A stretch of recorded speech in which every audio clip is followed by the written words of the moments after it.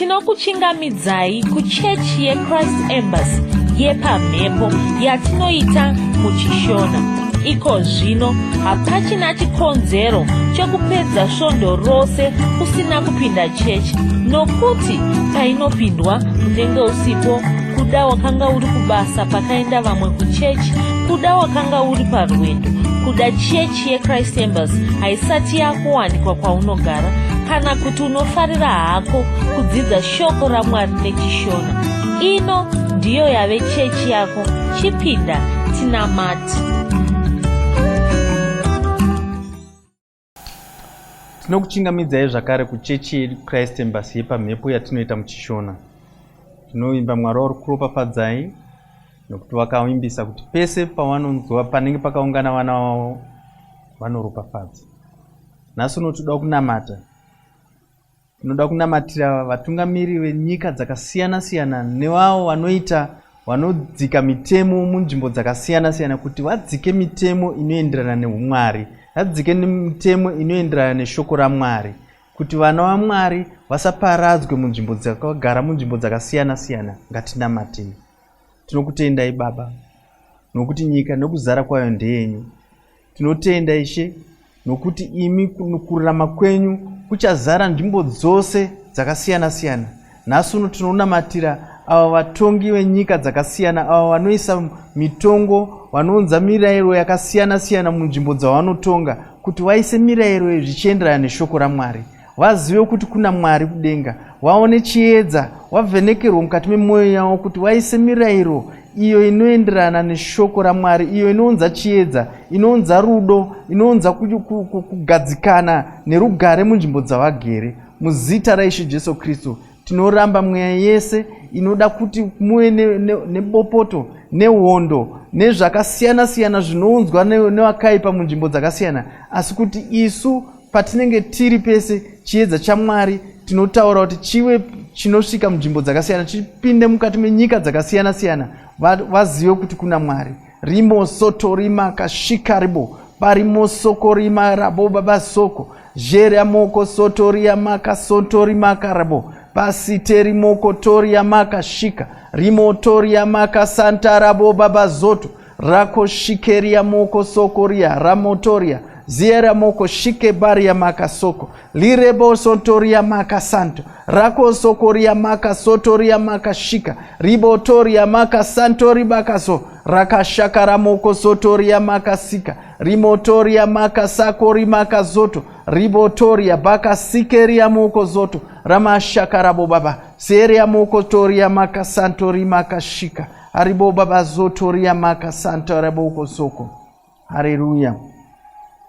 Toda kunamata zvino chizarira mwoyo yedu kuti patinonzwa shoko raMwari uye tive vanhu vanorinzwisisa uye zvitikudzirize kuenda pamusoro. Tinokutendai Baba neshoko renyu riri kuuya kwatiri. Tinozarira mwoyo yedu kuti shoko renyu riwane pekugara.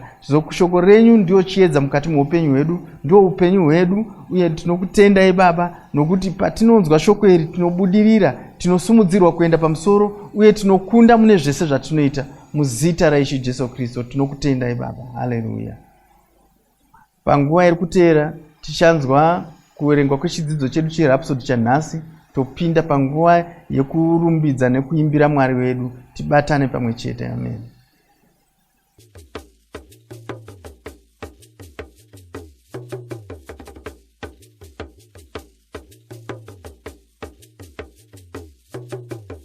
Musoro wenyaya unoti chiKristu kudyidzana naMwari.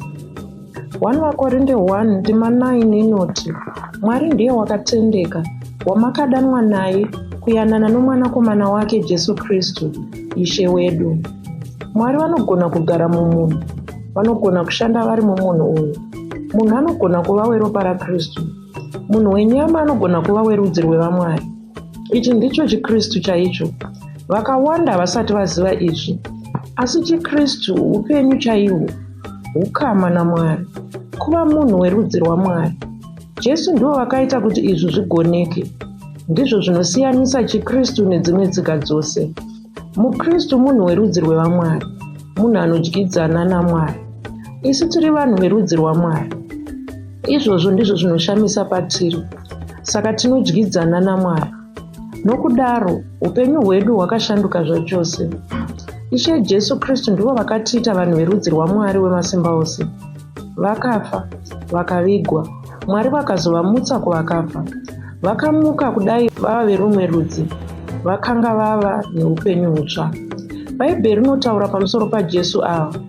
Tinoverenga mashoko aro muna vaHebheru 2:9.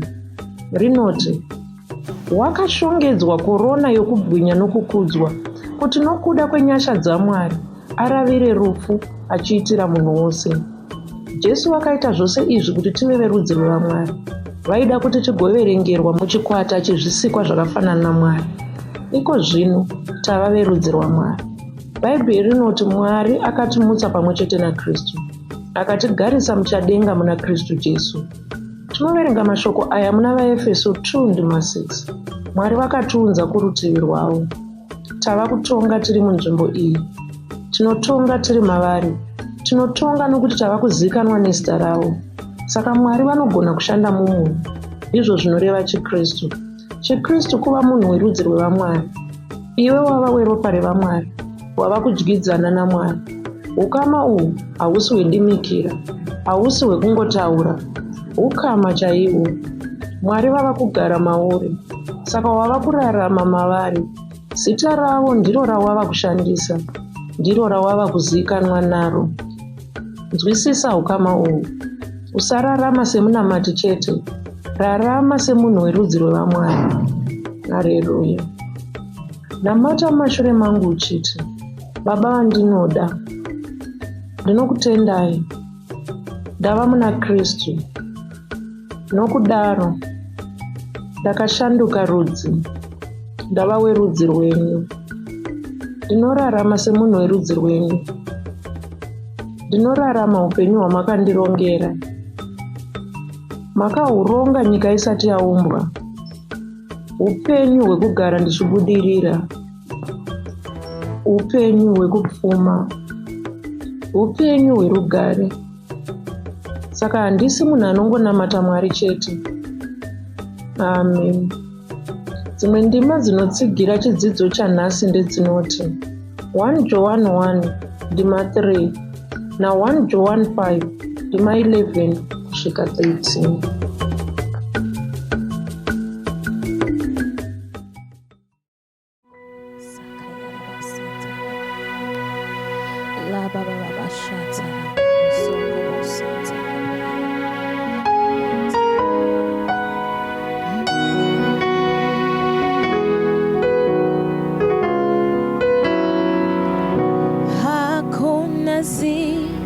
Taserenyu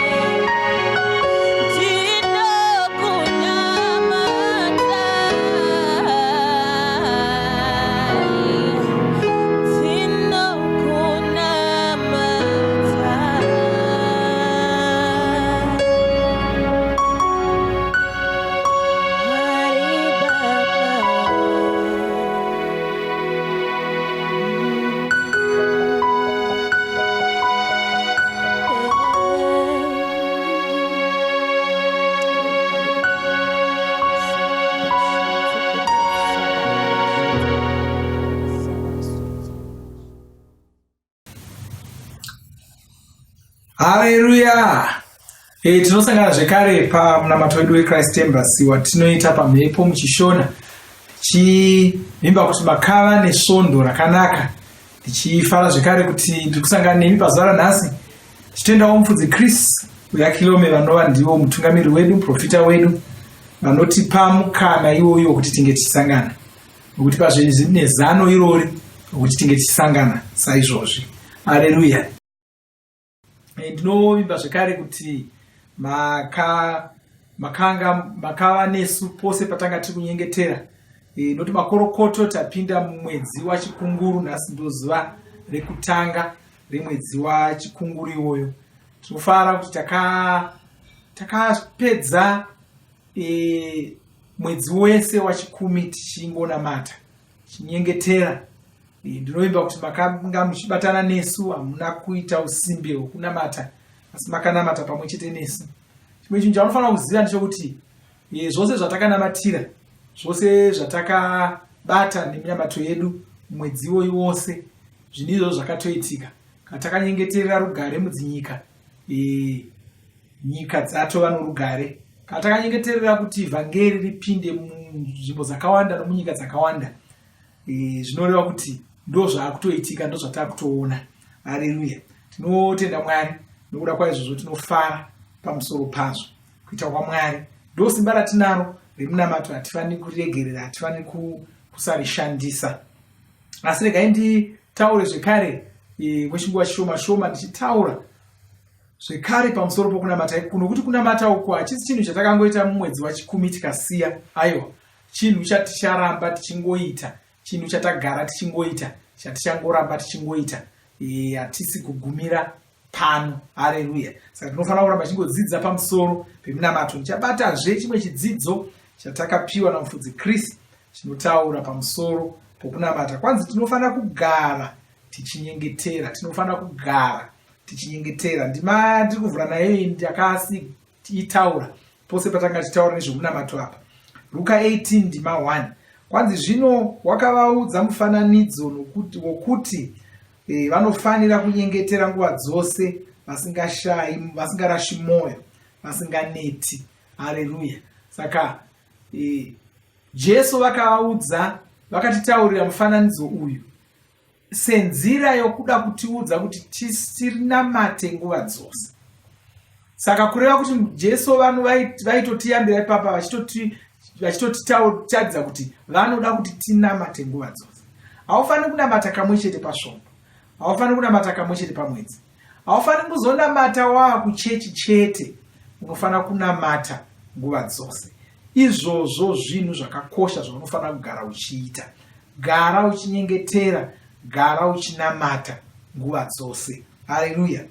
Kwanzi pane zvinhu zviri kuitika munyika yedu nhasi. Zvinhu izvi zvinoda kuti tigare tichinyengetera.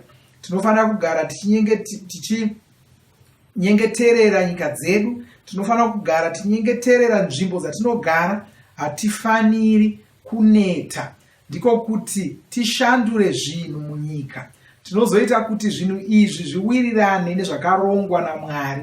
Tinofanirawo kunyengeterera vatungamiriri vedzinyika. Kwanzi pane zvinhu zvinoitika kana tikasanamata.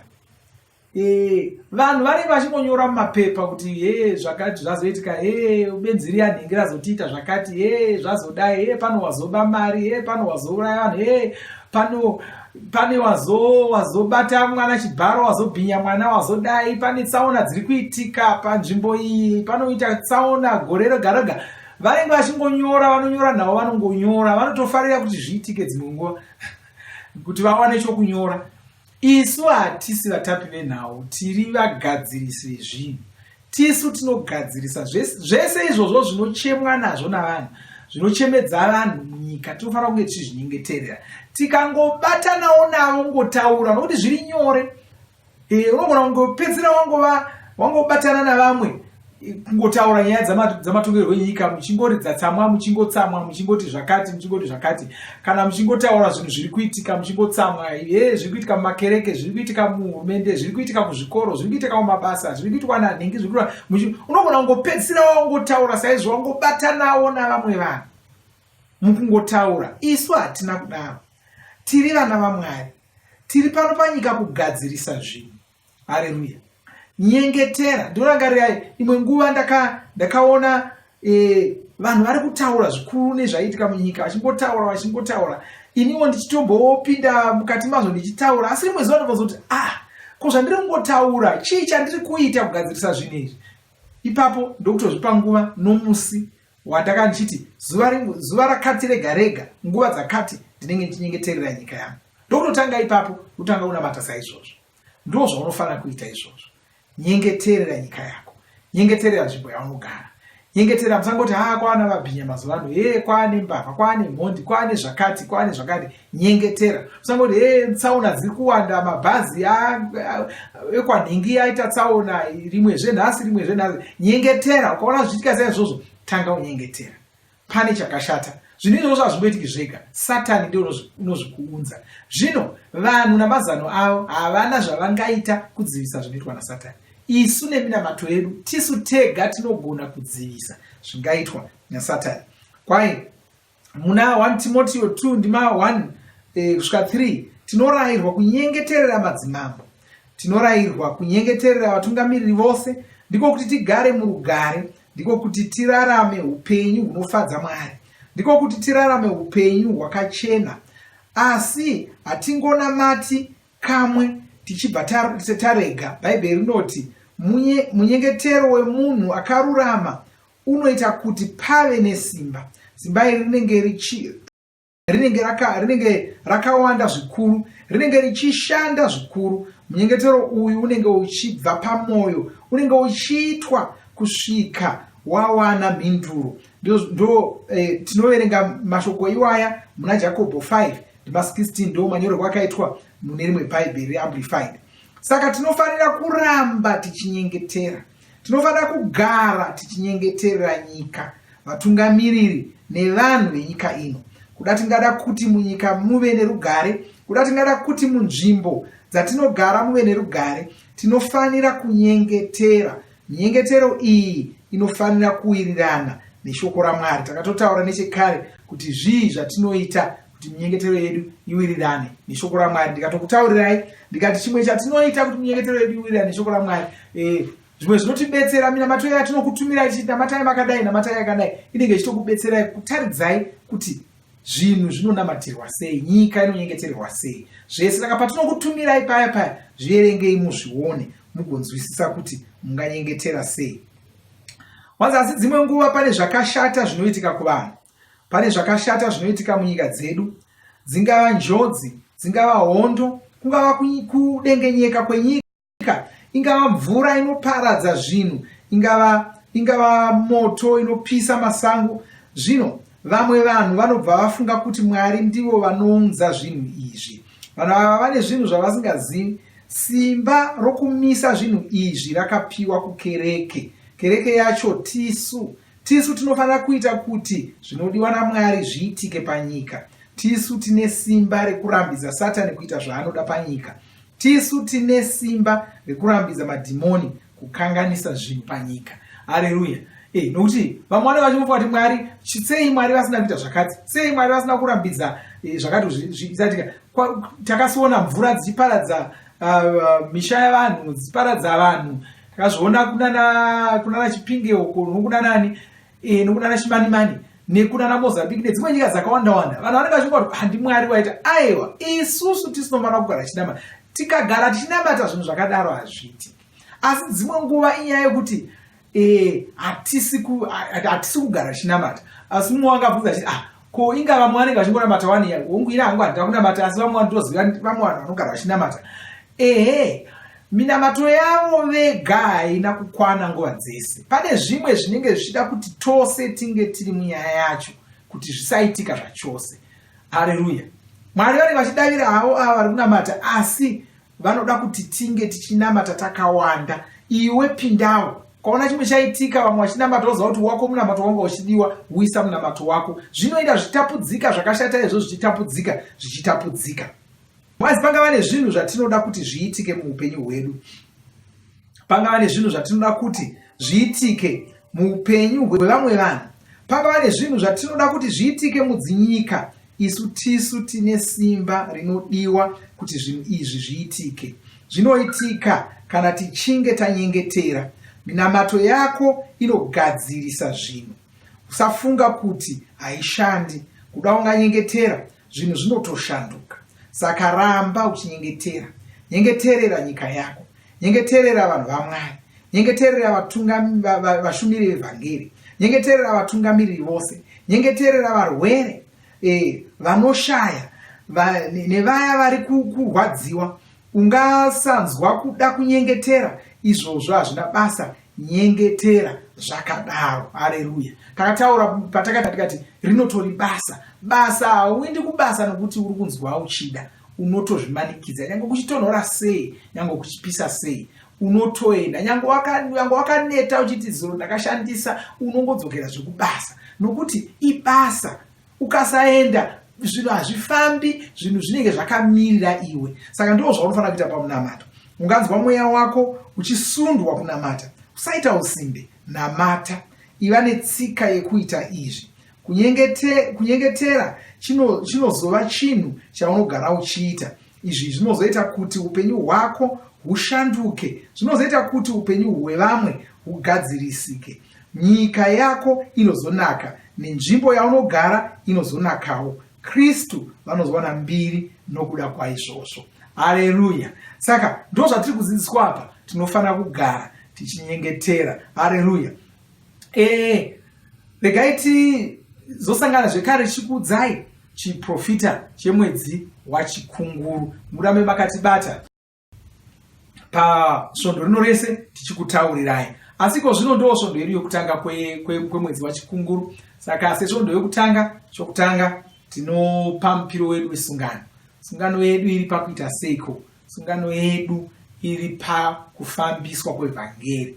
Kufambiswa kwevhangeri ndo pane shungu dzedu, ndo zvinotisanganisa, ndo pane sungano yedu, ndo pane chisungo chedu, ndo pane mawirirano edu. Saka ndinovimba mauya nemari dzenyu dzamunotumira dzokutsigira kufambiswa kwevhangeri. Vanotumira mari iyoyo, usafunga kuti haishoma, inotofambisa zvinhu, ine zvainotoita, ine zvainotobetsera. Haleluya.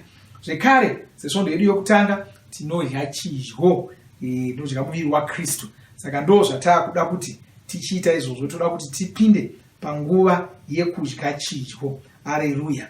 Regai tiinde kushoko raMwari, tiverenge mushoko raMwari ndima dzatinoshandisa pakudya chidyo. 1 Vakorinde 11 ndima ye22 ye23. 1 Vakorinde 11 ndima ye23. Haleluya. Toda kuti tiverenge ipapo tichipinda pakudya. Kwanzi nokuti ndakagamuchira kubva kuna She icho chandakakupai, kuti Ishe Jesu usiku hwaakapandukirwa akatora chingwa, uye mushure mokunge aonga akachimedura akati, uyu ndiwo muviri wangu unomedurirwa imi, itai izvi muchindirangarira. Haleluya. Saka ndoda kuti titore chingwa ichocho tonamata, tochiropafadza, tochimedura. Ngatinyengeterei. Baba, ndoda kutendai nezita raJesu Kristu. Ndoda kutendai Ishe Jesu, ndoda kumuviri wenyu wakamedurirwa isu, kuti tigowana upenyu, tigova zvisikwa zvitsva, tive neupenyu hwatava nazvo goiko zvino. Tinokutendai nokuti takaponeswa nokuda kwaizvozvo. Ndoda kutenda nokuda kwoutano hwatakawana. Tinoropafadza chingwa ichochi chatinomedura tichirangarira kumedurwa kwakaitwa muviri wenyu. Tinochiropafadza ndichinyengeterera muno mumwe anodya chidyo ichochi pamwe chete nemi, kuti kana anga ane zvirwere muviri make zvinobva zvese, zvinopera zvese nezita raJesu Kristu. Anoporeswa nezita raJesu Kristu. Amen. Haleluya. Ngatimedurei tichidye.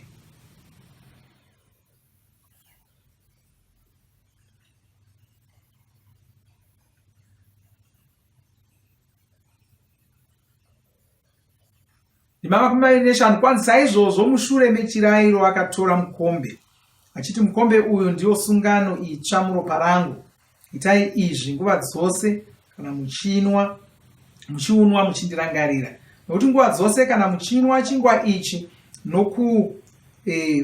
muchidya chingwa ichi nokunwa mukombe uyu munoparidza rufu rwaShe kusvikira achidzoka. Ngatitorei mukombe uyoyo. Haleluya. Ngatinyengeterei. Baba, ndoda kutendai nezita raJesu Kristu. Ndoda kutendai Jesu nokuda kweropa renyu ramakadeura kuitira kusukwa kwezvivi zvedu. Ndoda kutendai nokuda kweropa iroro rakatanga sungano itsva. Nhasi tiri vana vesungano iyoyo, takagona kuzvarwa patsva nokuda kwaizvozvo. Zvivi zvedu zvakaregererwa, tava zvisikwa zvitsva. Tinofara nokuda kwezvamakatiitira izvozvo. Ndonyengeterera mumwe nomumwe anotora mukombe iwoyu pamwe chete neni nhasi. Ndonyengeterera nezita raJesu Kristu. Nanga nezvivi zvaakapara zvinosukwa zvose, zvinobviswa mupfungwa make, zvinobviswa mupenyu hwake, hazvichamukanganisi pakurarama kwake. Muzita ramambo Jesu Kristu. Amen. Haleluya.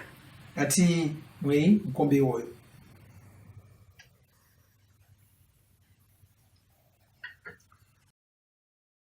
Zvakanaka, ngatinyengeterei tibve tavhara munamato wedu. Ngatinyengetere. Baba, ndoda kutendai nezita raJesu Kristu. Ndoda kutendai nokuda kwemhuri yatasangana nayo. Ndinoropafadza iko zvino muzita raJesu Kristu. Mwedzi iwoyo wavatanga wachikunguru, mwedzi wavachaona kushanda shoko renyu mukati meupenyu hwavo, mwedzi wavachaona kubata kwenyu mukati meupenyu hwavo. Hapana wavo acharwara mumwedzi iwoyu. Nezita raJesu Kristu nodzingira zvirwere kure kubva mumiviri yavo. Hapana wavo achanetseka kana kutambura kana kushayiwa chokubata. Muzita raJesu Kristu. Vakaropafadzwa, tinovaropafadza nezita raJesu Kristu. Vakaropafadzwa mudzimba dzavo, vane zvokudya zvinovakwanira nezvokupawo vamwe.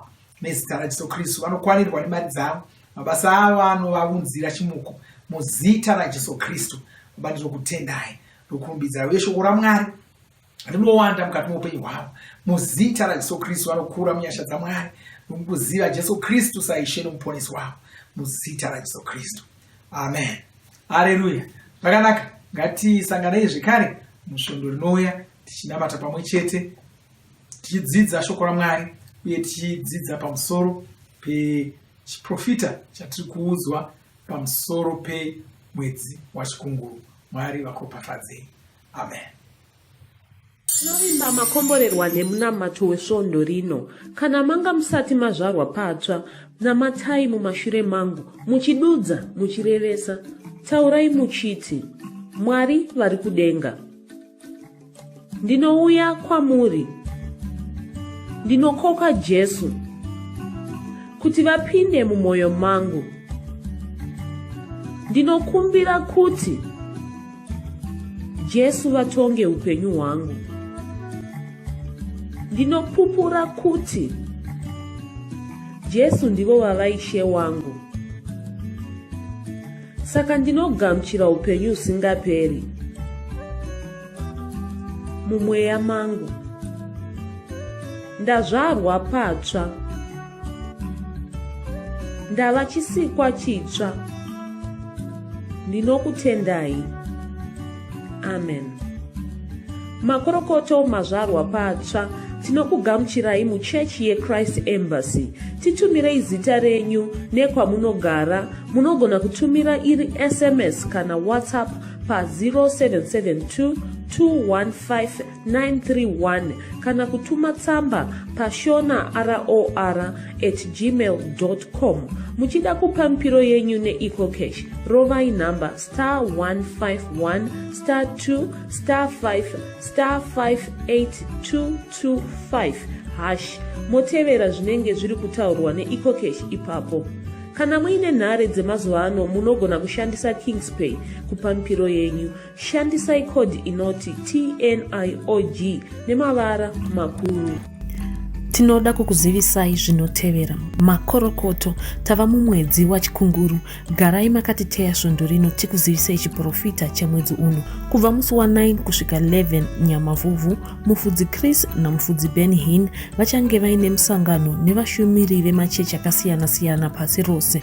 Musangano uyu uchange uchiitirwa kuLondon, uchange uchidaidzwa kuti World Evangelism Conference. Kasirai kutizivisa kana muchida kuva pamusangano uyu. Tinokurudzira kuti musadarikwe nezvidzidzo zveRhapsody. Zvidzidzei kuti shoko riwande mamuri mugone kumirisana nezvinhu zvinonetsa muupenyu. Tinodavo kuzivisa vane nhare dzeEconet kuti mava kugona kuwana Rhapsody panhare dzenyu kunyangwe musina WhatsApp. Munorova *205# mosarudza daily devotional, subscribe Shona Rhapsody muchishona. Munamato uno munoubata pa WhatsApp, pa radio, pa YouTube panoti Shona Online Church nepa bit.ly/Shona Church. Tinokumbira mutizivise kana muri kutibata pane imwe yenzvimbo idzi. Kana pari pa internet munogona kunyoresa muchitipa zita renyu. Kana pari pa WhatsApp tinyorerei tigopota tichikutumirai zvimwe zvidzidzo. Kana kutitumira SMS pa 0772 166 928. Ivai nesvondo rakanaka.